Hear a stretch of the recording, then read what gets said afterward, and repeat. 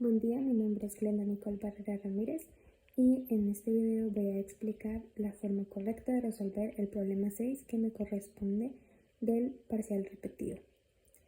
La ecuación es x al cuadrado menos y cuadrado y lo primero que me piden es en el literal A usar GeoGebra para construir el campo de direcciones y el diagrama de soluciones de la ecuación, lo cual estamos viendo en la imagen, es lo que obtuve en GeoGebra.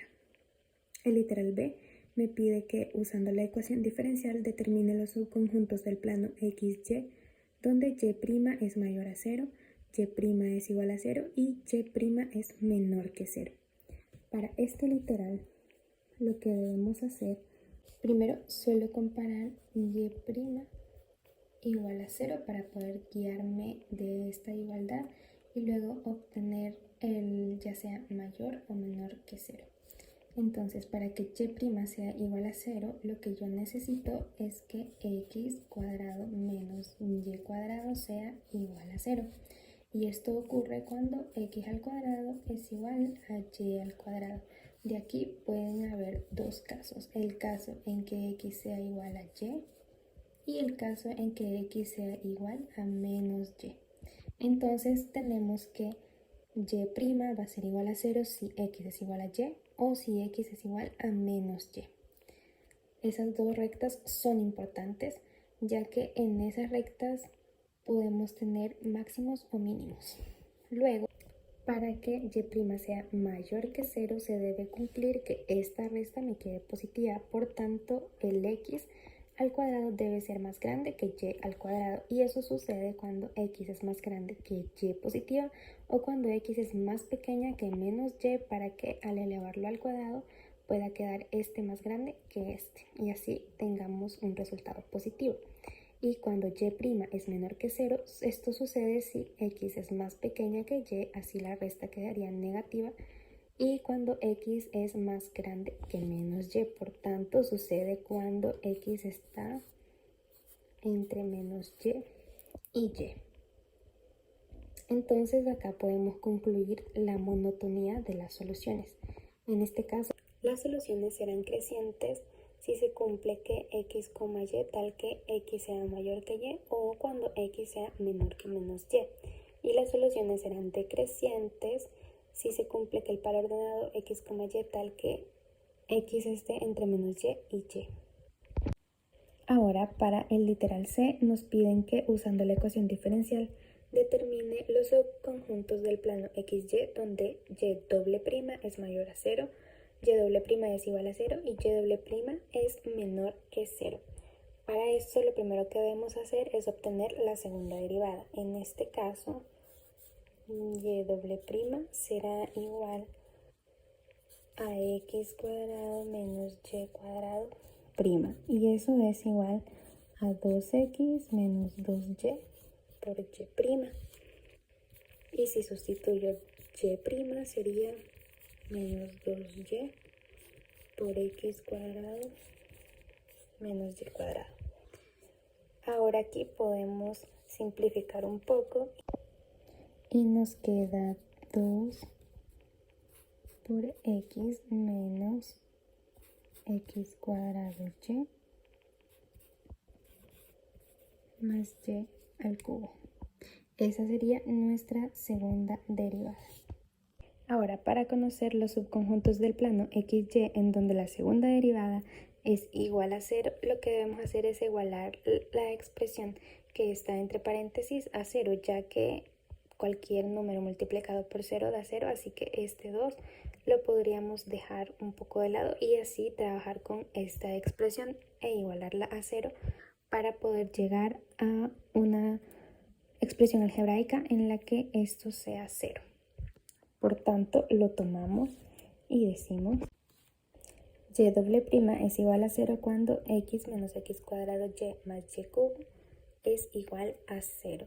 Podemos despejar esta x para que nos quede de la siguiente forma.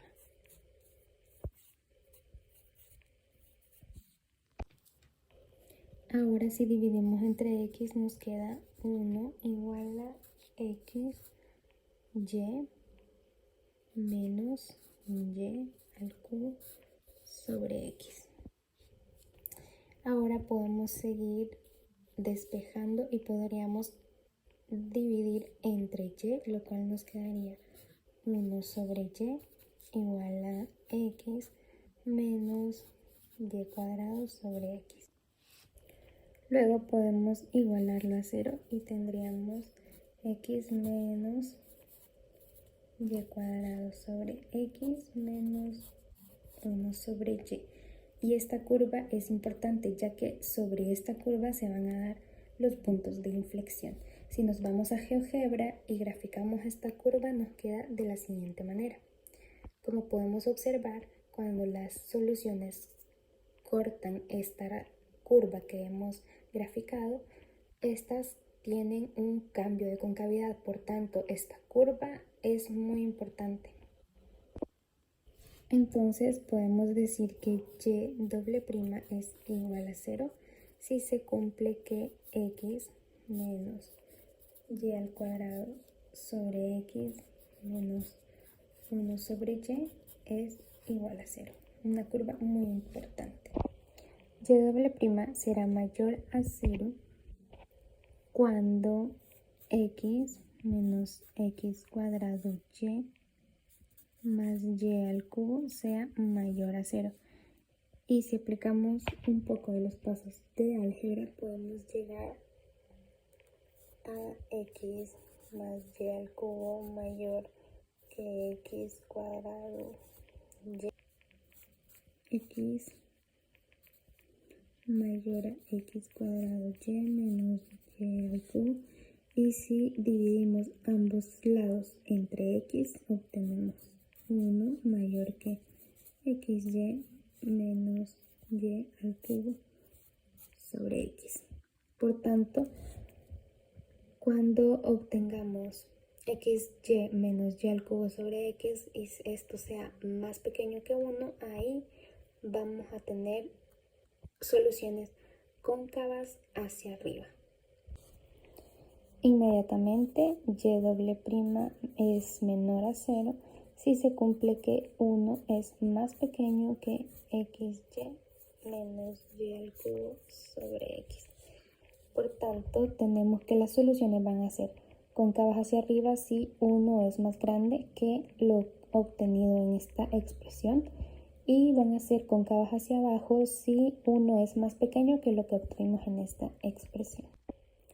Así obtenemos esa conclusión para la concavidad de las soluciones. Ahora el literal D me pide determinar la coherencia entre las propiedades cualitativas globales y locales de las soluciones obtenidas en B y C y el diagrama de soluciones obtenido en A.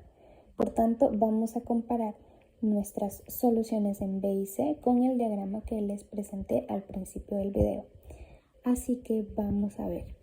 Aquí tenemos las soluciones y ya graficamos las dos rectas que son la de color moradito es x igual a y y la de color verde sería x igual a menos y. Habíamos dicho que sobre esas rectas podíamos tener posibles extremos y como vemos eso se cumple. Cuando las soluciones tocan la recta de color verde hay un máximo y cuando tocan la de color morado hay un mínimo. Por tanto, esas rectas sí representan máximos y mínimos. En este caso son mínimos hacia allá, acá son máximos y así lo podemos ir viendo. Ahora eso concuerda con lo que habíamos obtenido para x cuadrado menos y cuadrado igual a 0. Por tanto, hay coherencia entre la solución de A y la de B y C.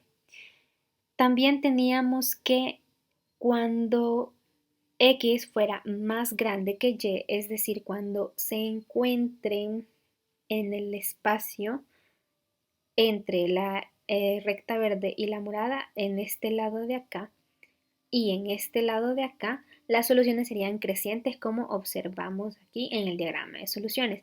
Y decíamos que en estas dos regiones las soluciones van a ser decrecientes. Por lo tanto, coincide la monotonía del gráfico en GeoGebra con lo que obtuvimos en el literal B.